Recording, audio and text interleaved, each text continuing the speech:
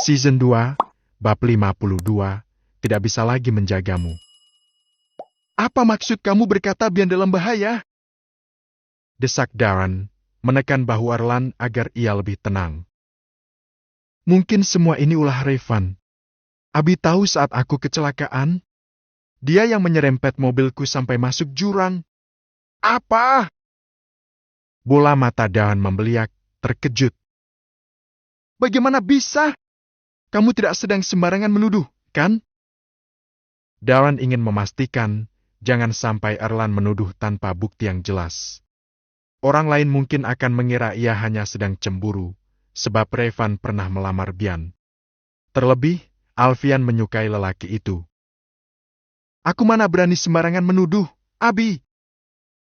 Erlan menyerahkan ponsel miliknya dan menunjukkan pesan bernada ancaman yang baru saja masuk. Hal yang membuat Darren terkejut dan langsung menunjukkan pesan tersebut kepada Alfian. Siapa Liliana? Tanya Alfian. Dia gadis yang disukai Revan dulu. Dia tewas setelah terjun dari lantai 7 gedung kampus, beberapa jam setelah aku menolaknya. Mungkin dia berpikir bahwa aku adalah penyebab kematian Liliana. Astagfirullah. Dan seketika panik. Mengeluarkan ponsel, Alfian cepat-cepat menghubungi anak buahnya yang ditugaskan untuk mengawasi Bian.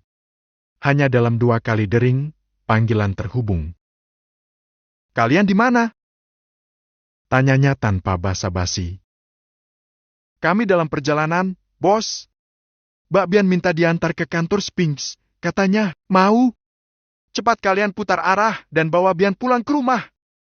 Jangan biarkan dia kemana-mana dulu. Potong Alfian cepat. Baik, bos. Sahut sang sopir tanpa banyak bertanya lagi. Kalian harus hati-hati dan jangan sampai lengah. Perhatikan keadaan sekitar. Baru saja akan menutup panggilan, tiba-tiba terdengar suara benturan keras dari sana, disusul suara decitan ban mobil dan juga jeritan Bian. Alfian merasakan seluruh tubuhnya meremang. Pikirannya menebak bahwa sedang terjadi sesuatu yang tidak beres di sana. Apa-apa? Tanyanya sambil menyalakan pengeras suara ponselnya. Bos, ada yang menabrak kami dari belakang. Sepertinya, sengaja. Kami ada di seputaran kompleks Edelweiss, tidak jauh dari kantor Sphinx. Cepat pergi dari sana. Baik. Dalam keadaan panik, Alfian berusaha untuk tetap tenang. Namun, tidak dengan Erlan. Tanpa mengulur waktu ia sudah berlari keluar meninggalkan ruang keamanan gedung perkantoran tersebut. Alfian dan Darren pun segera menyusul. Sebelumnya, Alfian sempat menghubungi Joe dan memberitahu bahaya yang sedang mengintai. Di sisi lain, Bian menoleh dengan gelisah. Sebuah mobil baru saja menabrak mereka dari arah belakang. Anehnya saat sang sopir berhenti, mobil tersebut malah kembali menubruk mereka. Ada apa, Pak? Jangan panik. Pakai sabuk pengamannya. Pinta lelaki itu. Bian langsung mengencangkan sabuk pengaman. Mulai ketakutan, sebab mobil yang ia tumpangi sempat oleng. Cepat putar arah. Cari jalan yang lengang. Ucap pria satunya yang duduk di sebelah pengemudi. Mobil pun membelok ke arah berlawanan. Sementara Erlan yang panik mengemudi dengan kecepatan tinggi, menyalip beberapa kendaraan di depan. Tak lagi peduli dengan bahaya yang mengintai, yang terpikir olehnya sekarang hanyalah keamanan Bian. Ya Allah, tolong lindungi Bian. Erlan semakin gelisah. Teringat beberapa gadis yang sempat diisukan dekat dengannya, yang kemudian menghilang tanpa jejak. Bahkan Vanya pun pernah terserempet sebuah mobil dan terluka parah setelah mereka makan malam bersama di sebuah restoran. Tadinya, Erlan pikir semua hanya kebetulan semata. Hingga hari ini, setelah mendapat pesan aneh itu, ia mulai bisa menemukan benang merah dari setiap kejadian. Apa Revan pelakunya? Apa dia yang mencelakai setiap gadis-gadis yang dipikirnya dekat denganku? Rasanya tidak mungkin dia bisa senekat itu. Ya Allah, jangan sampai sesuatu yang buruk terjadi pada Bian. Aku akan ikhlas melepasnya asal dia selamat kali ini. Belum pernah sebelumnya Erlan ketakutan seperti sekarang. Ia menekan pedal gas yang membuat mobil semakin melesat. Dalam jarak yang tak begitu jauh, ia melihat sebuah mobil berkejaran di depan. Beberapa kendaraan tampak berhenti, ada pula yang melambat. Sebuah sepeda motor pun terseret ke sisi jalan. Astagfirullah!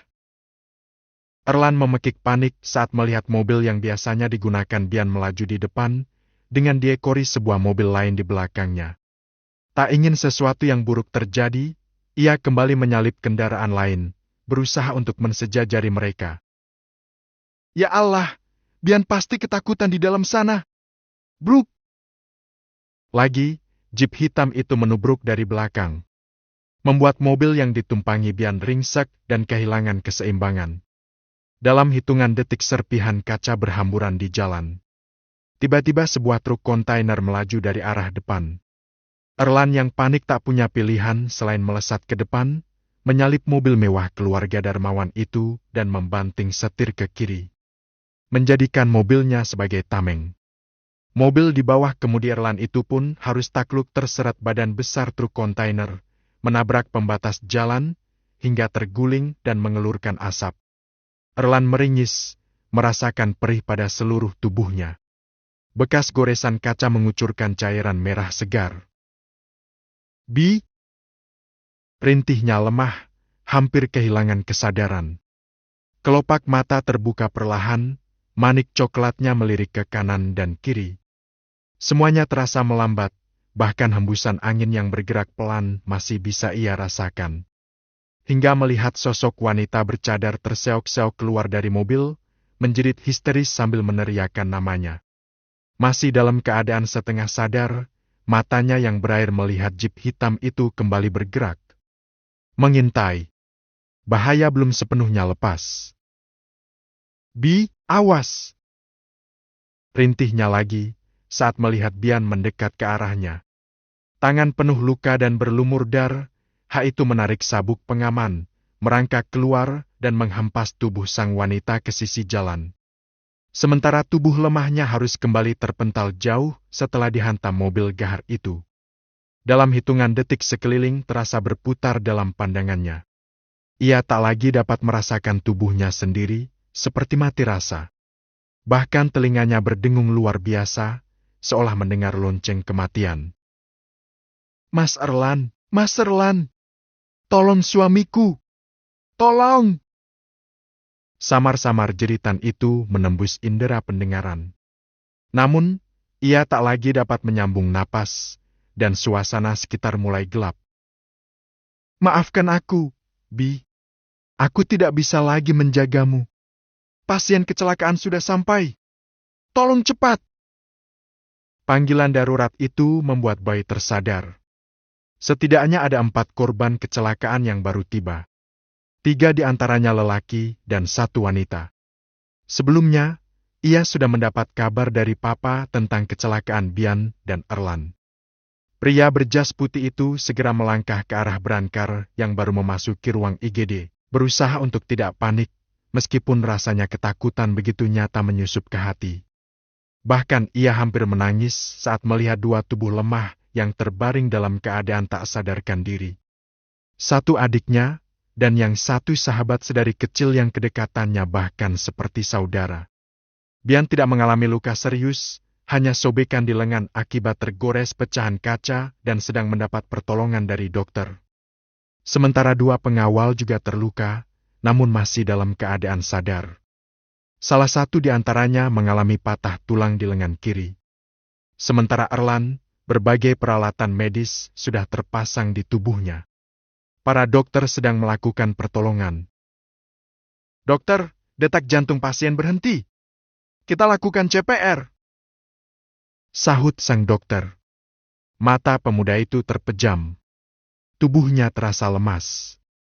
Pikirannya mendadak kacau melihat seorang dokter senior sedang melakukan upaya penyelamatan.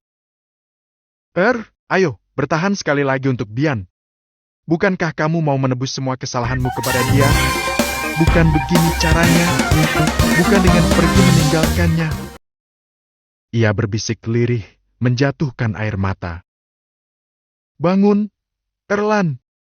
Aku harus bilang apa pada Bian nanti? Dia akan menangis dan hancur. Dia akan marah karena aku tidak bisa menyelamatkan suaminya. Dia akan membenci kami semua. Seorang dokter senior berusaha menenangkan. Meskipun hampir setiap hari menghadapi keadaan yang sama, seorang dokter terkadang lebih emosional saat yang menjadi pasien adalah kerabat sendiri.